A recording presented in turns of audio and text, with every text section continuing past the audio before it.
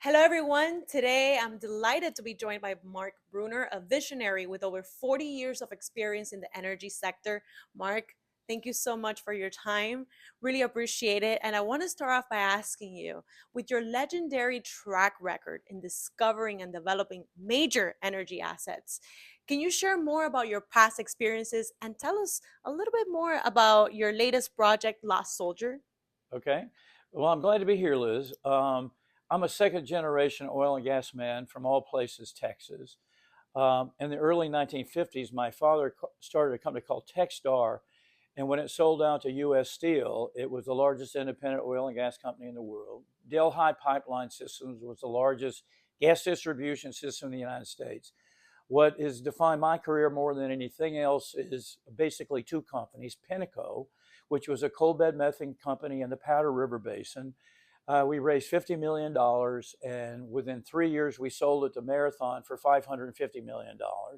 So it only had a 3-year life. The one that you were talking about earlier is Ultra Petroleum, which was the first basin center gas accumulation in the United States.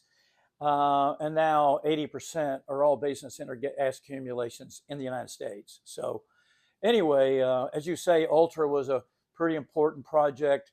This one that we have now is very similar to that, except I think it's much bigger. Okay. And so we're going to be able to drill a lot of wells. And we expect to be a very large producer, maybe within 10 years, the biggest producer of gas into California. Wow.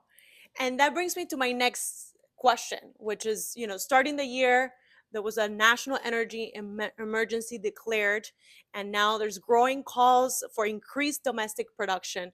How do you see your work, A Lost Soldier, fitting into this future of energy in the United States? Well, interestingly enough, we have what's called a federal unit, and these are almost all federal leases. And we expect with the current administration to be able to streamline all the permitting process that we need to be able to drill wells.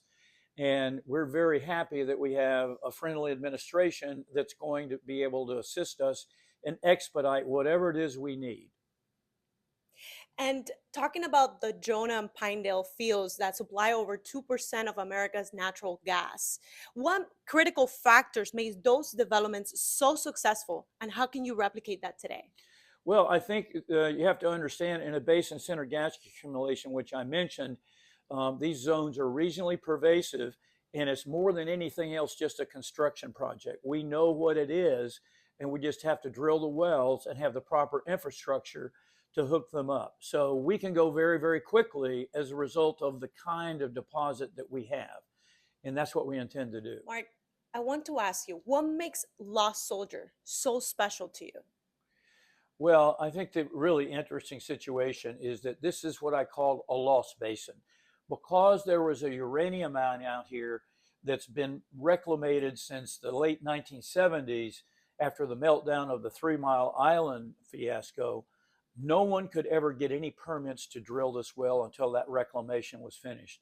So this is surrounded by large oil and gas fields and billions of dollars of infrastructure that today is almost empty because it's been producing for 20 to 40 years.